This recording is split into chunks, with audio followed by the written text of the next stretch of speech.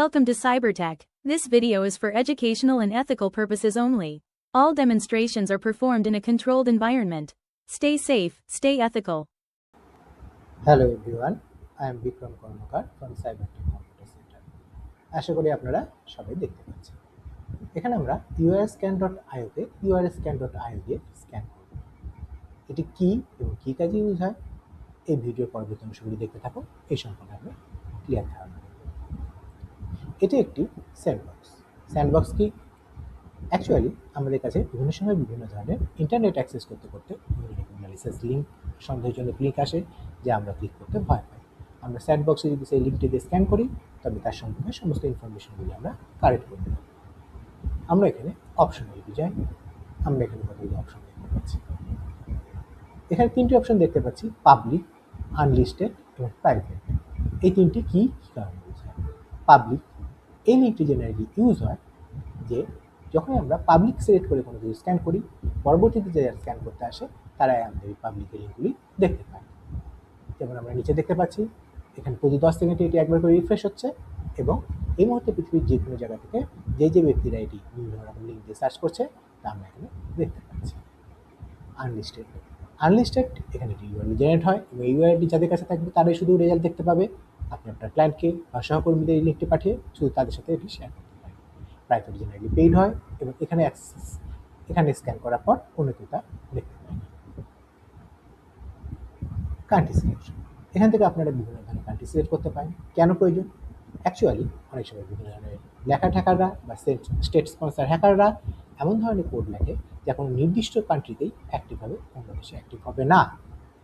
আমরা এখান থেকে এমন অ্যাক্ট করতে পারি যে আমরা একটি নির্দিষ্ট কান্ট্রিতেই জিওলোকেশনে আছি। ইউজার এজেন্ট, আপনারা আশা করি দেখতে পাচ্ছেন অনেক সময় বিভিন্ন রকম টেকনিক্যাল কারণের জন্য ড্রপডাউন মেনু রেকর্ডিংয়ে আসে না। এখানে আমরা বিভিন্ন ধরনের এজেন্ট দেখতে পাচ্ছি। আপনারা যদি নিজেরা ক্লিক করেন আপনারা নিজেরাও দেখতে পাবেন যে এখানে বিভিন্ন ধরনের এজেন্ট দেখা যাচ্ছে। এই এজেন্টগুলি কেন এবং কী কারণে ইউজ হয়? অ্যাকচুয়ালি অনেক সময় এমন ধরনের কোড লেখা হয়, ধরুন তা শুধু iOS-এ অ্যাক্টিভ হবে। সেক্ষেত্রে আমাদের এখান থেকে বিভিন্ন প্রিডিফাইন্ড আগে থেকে ইউজার এজেন্ট দেওয়া আছে, সেগুলো আমরা সিলেক্ট করতে পারি। আমরা এখান থেকে এমনভাবে অ্যাড করতে পারি যে এটি একটি iOS-এর ডিভাইস হিসাবে, ফলে তা তখন সেখানে আমরা তার সম্পর্কে ইনফরমেশন কালেক্ট করতে পারি। কাস্টম ইউজার এজেন্ট, আমরা এখানে কাস্টম ইউজার এজেন্ট নিচে লিখেও বিভিন্ন রকম ইউজার এজেন্ট তৈরি করতে পারি। HTTP, এটা কি? এখানে অনেক সময় হ্যাকাররা ট্র্যাক করে যে তা কোনো নির্দিষ্ট রিসোর্স থেকেই সেই লিঙ্কটি আসছে কিনা। যদি আসে তবে তা এক্সিকিউট হবে। সেক্ষেত্রে আপনি একটি নির্দিষ্ট রিসোর্স দিতে পারেন এবং সেই ইউআরএল থেকে রিডাইরেক্ট হয়ে আসছে বলে মনে হয়। আশা করি এইটুকু বুঝতে আপনাদের কোনো অসুবিধা হয়। যদি কোনো অসুবিধা হয় নিচে অবশ্যই কমেন্ট করে দেওয়া। আমি পাবলিক স্ক্যানে ক্লিক করছি। কিছুক্ষণ সময় নেবে এবং রিডাইরেক্ট হয়ে অন্য একটি পেজ দেবে। আপনাদের যদি ভিডিওগুলি ভালো লেগে থাকে তবে সাবস্ক্রাইব বাটনে ক্লিক করবেন এবং লাইক বাটনে প্রেস করে অ্যাক্টিভ থাকবেন, তাই সবার আগে এই ধরনের নতুন ভিডিও আপলোড হলে আপনার কাছে নোটিফিকেশন যাবে। এছাড়াও যদি অনলাইন বা অফলাইনে সাইবার সিকিউরিটি বা এথিক্যাল হ্যাকিং, মোবাইল অ্যাপ্লিকেশন বা ওয়েব ডেভেলপিং সম্পর্কে ট্রেনিং চান তবে সাইবারটেকের ক্যাম্পাসে এসে যোগাযোগ করতে পারেন বা নিচে দেওয়া ফোন নাম্বারে হোয়াটসঅ্যাপ করতে পারেন বা ডাইরেক্ট ফোন করতে পারেন। আমরা যদি ডান দিকে চলে যাই আমরা এখানে দেখতে পাবো লাইভ স্ক্রিন দেখাচ্ছে। এখানে আমরা ওই যদি না ঢুকেই তার একটি স্ক্রিনশট দেখতে পাচ্ছি, ফুল ইমেজ করেও দেখতে পাচ্ছি এবং আরও নিচে যদি আমরা চলে যাই এখানে বিভিন্ন রকমের টেকনোলজিগুলো দেখতে পাচ্ছি যা এই ইউআরএলটিতে ইউজ হয়েছে। এখানে আমরা বুস্টার দেখতে পাচ্ছি যা একটি জাভাস্ক্রিপ্টে বহুল প্রচলিত ফ্রেমওয়ার্ক যা ওয়েব ডেভেলপমেন্টের কাজে লাগে। এখানে আমরা আরও অনেক ইনফরমেশন পাচ্ছি। এখানে কোন কোন আইপি ইউজ হয়েছে, তার মেন আইপি কী এবং সেটি কোন দেশ থেকে, যেমন এখানে জার্মানি থেকে বিলং করছে, তার টিএলএ সার্টিফিকেট সম্পর্কে ইনফরমেশন এবং লাইভ ইনফরমেশন এবং আরও অনেক কিছু আমরা এখান থেকে জানতে পারছি।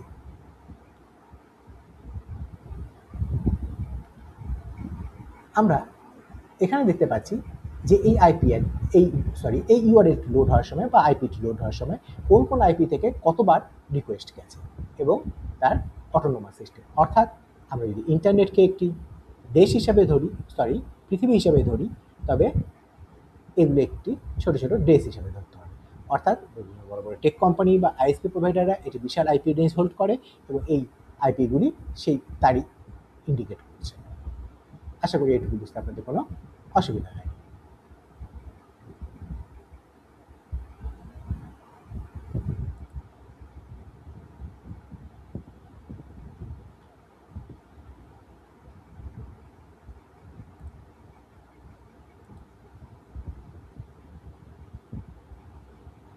এখানে আমরা HTTP রিকোয়েস্টগুলি সম্পর্কে জানতে পারছি। এটা অর্থাৎ কোন মেথডের কাছে, তার স্ট্যাটাস কী, তার রেসপন্স পাথ কী, এবং তার সাইজ কত, এবং কোন দেশে সে আইপিটি লোকেটেড, এবং তার সম্পর্কে আরও অন্যান্য অনেক ইনফরমেশন দিয়ে পাচ্ছি। এখানে আমরা তার ফাইল টাইপ সম্পর্কেও জানতে পারছি। আশা করি ভিডিওটি আপনাদের ভালো লেগেছে। যদি ভালো লেগে থাকে তবে নিচে অবশ্যই কমেন্ট করবেন ও বেশি বেশি করে শেয়ার করবেন, যাতে অন্যরাও দেখার সুযোগ পায়। ধন্যবাদ।